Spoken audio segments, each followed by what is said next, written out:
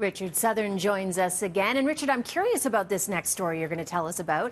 All the news about the coronavirus is causing an uptick in web searches for a certain beer. Yeah, so you know the coronavirus, Cynthia, they think it originated in a meat and seafood market in Wuhan, China, but many people are wondering about another possible origin. Google says it's seen a huge spike in searches for coronavirus beer and Corona beer in the past few days.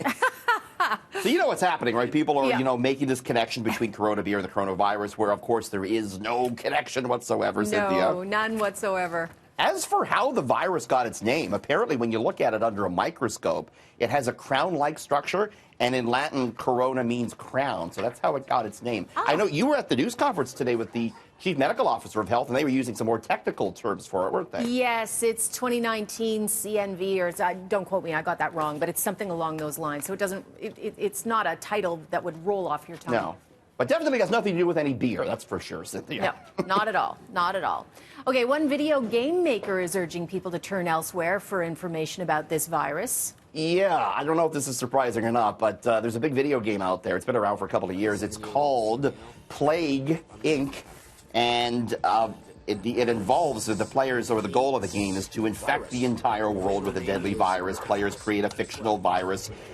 Many of the game's players find it difficult to get their virus into Greenland and Madagascar, and some on social media, therefore, have joked that those two countries may be safe from the real-life coronavirus. Anyways, the makers of the game out with a statement saying, listen, this is just a game. Don't look to us for any information about the coronavirus. Oh, geez. A little dark humor there. Sure is. Apparently, the game sees a spike in downloads whenever there's any sort of outbreak going on. So that's what we're seeing again with that particular game. Bizarre, isn't it? Yeah. Okay. Now, we know movie ticket sales have been declining nearly across the board over the last decade. And a new poll might be hinting at where people are going instead. This is very interesting. It seems Hollywood is struggling to compete with the old local public library, Cynthia. Really? Yes. New poll out of the States found, get this, more people went to the library than to the movies last year. That surprise you? Actually, it does. That's really interesting. Although I think a lot of people are watching movies at home on their, big screen TVs or computers online. Correct, you are. But, adults reported taking an average of 10.5 trips to their local library in 2019. That's more visits made not just to the movie theater, but to concerts, to theme parks, to zoos, to casinos, you name it. Women reported visiting the library nearly twice as frequently as men.